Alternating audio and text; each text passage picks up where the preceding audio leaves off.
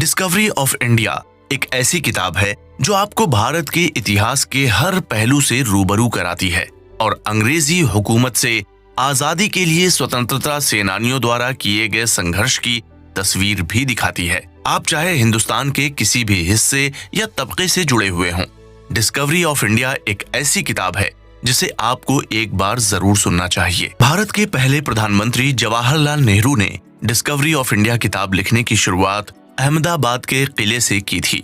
वहीं 13 अप्रैल 1944 को नेहरू जी की जेल में लगभग 20 महीने पूरे हो चुके थे। हम भी नेहरू जी की किताब के सारांश की शुरुआत यहीं से करने जा रहे हैं। उनकी जेल में बंद हुए कितने दिन हो चुके थे, उस बात का अंदाजा नेहरू जी चांद को देखकर लगाया करते थे। इसी दौरान उन्हें भारत में भयंकर भूखमरी की खबर मिली। उस समय भारत के मालाबार, बीजापुर, रायपुर, उड़ीसा और देश के सबसे अमीर और उपजाऊ राज्य बंगाल में हर दिन हजारों आदमी, औरत और बच्चे खाने पीने की कमी की वजह से मौत का शिकार हो रहे थे। उस समय भारत की ब्रिटिश सरकार भूखमरी से जूझ रहे बंगाल और देश के दूसरे इलाकों में रह रहे लोगों की मदद करने की बजाय हाथ पर हाथ धरे बैठी रही। पूरी दुनिया उस समय दूसरे विश्व युद्ध से जूझ रही थी और युद्ध के मैदान में लाखों लोगों की जानें जा रही थीं। लेकिन युद्ध के मैदान में होने वाली मौतों के पीछे एक कारण और भी था।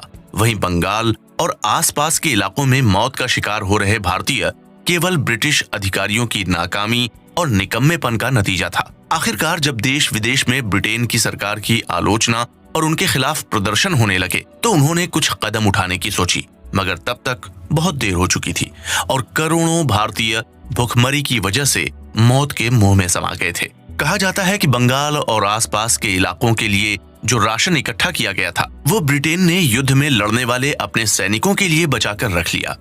इस वजह से बंगाल और आसपास के इलाकों में भूखमरी फैल गई। हालांकि भारत के इस मुश्किल दौर में अमेरिका और इंग्लैंड के कुछ अमीर लोगों ने सहयोग किया।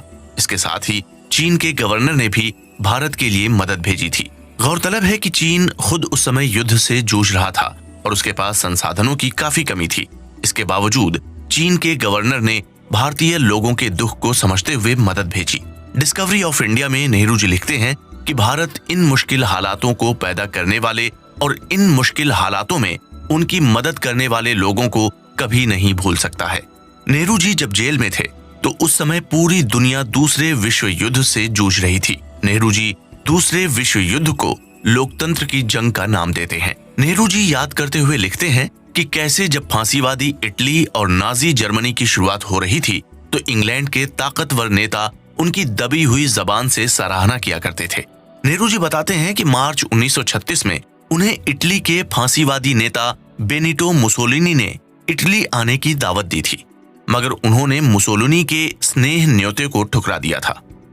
नेहरू जी कहते हैं कि उस दौर में इंग्लैंड के कई नेता मुसोलिनी के सरकार चलाने के तरीके और विचारों से बेहद प्रभावित थे। इसी तरह 2 साल बाद नेहरू जी के पास जर्मनी की नाजी सरकार ने भी उनके देश आने का न्योता भेजा। जर्मनी की नाजी सरकार ये बात जानती थी कि नेहरू जी उनके विचारों के खिलाफ हैं, मगर जर्मनी की सरकार नेहरू जी को जर्मनी के हालात दिखाना चाहती थी क्योंकि उस समय जर्मनी तेजी से प्रगति कर रहा था। लेकिन एक बार फिर अपने विचारों पर टिके रहते हुए नेहरू जी ने नाजी जर्मनी का दौरा करने से इनकार कर दिया। ये दौरा करने की बजाय नेहरू जी ने उस समय चेकोस्लोवाकिया का दौरा करने का फैसला किया। उस समय ब्रिटेन के प्रधानमंत्री ने चेकोस्लोवाकिया पर ध्यान नहीं दिया था, जिसका फायदा उठाते हुए जल्द ही नाजी जर्मनी ने चेकोस्लोवाकिया पर कब्जा करने की कोशिश की। चेकोस्लोवाकिया संकट के दौरान नेहरू जी ने देखा कि फ्रांस और ब्रिटेन के अधिकारी जिस तरीके से हिटलर और नाजी जर्मनी की चापलूसी कर रहे थे, उसके लिए शायद चापलूसी शब्द भी बहुत कमजोर पड़ जाए। लंदन, स्विट्जरलैंड, पेरिस और जिनेवा में बैठे अधिकारियों के मन में केवल हिटलर के लिए भय ही नहीं था, बल्कि वो मन ही मन उसकी तारीफ भी कर रहे थे। वहीं कुछ ही सालों में हालात पूरी तरीके से बदल गए और जो लोग हिटलर, मुसोलिनी, नाजीवाद और फांसीवाद से प्रभावित थे और जो लोग चीन में जापानी हमले का विरोध नहीं कर रहे थे, आज लोकतंत्र का झंडा ऊंचा करके खड़े हुए नाजीवाद, फांसीवाद का विरोध कर रहे थे। वहीं दूसरी ओर नेहरू जी थे, जिन्होंने फांसीवाद और नाजीवाद के खतरनाक चेहरे को पहले ही पहचान लिया था। जिस तरीके से दुनिया में कई लोग नाजीवाद और फांसीवाद का समर्थन कर रहे थे, उसी तरह हिंदुस्तान में भी ऐसे कई लोग थे जो नाजीवाद और फांसीवाद से प्रभावित थे। ऐसे लोग हिंदुस्तान की सरकार में भी शामिल थे।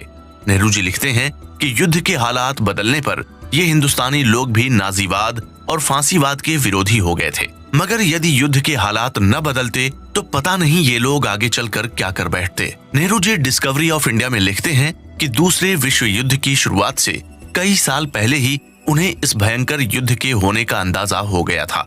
इसके लिए उन्होंने सोचना, विचारना और लिखना भी शुरू कर दिया था। नेहरू जी चाहते थे कि भारत इन महत्वपूर्ण जंग में एक अहम भूमिका अदा करे। वहीं इस महत्वपूर्ण भूमिका को अदा करने के लिए ये बेहद जरूरी था कि भारत एक आजाद देश बने। यही सोच भारतीय कांग्रेस की भी थी। वो पिछले कुछ सालों से एक ऐसा संगठन बनकर उभरी थी जिसने नाजीवाद, फांसीवाद के खिलाफ आवाज उठाई। उसके साथ ही साम्राज्यवाद का भी विरोध किया। इसी तरह भारतीय कांग्रेस ने रिपब्लिक ऑफ स्पेन, चेकोस्लोवाकिया संकट और चीन के लिए भी आवाज उठाई थी। नेहरू जी आगे लिखते हैं कि पिछले 2 सालों के दौरान कांग्रेस को अवैध घोषित किया जा चुका था। भारतीय कांग्रेस के लगभग सभी नेताओं को जेल में भर दिया गया था और कांग्रेस के हर कार्यक्रम पर रोक लगा दी गई थी।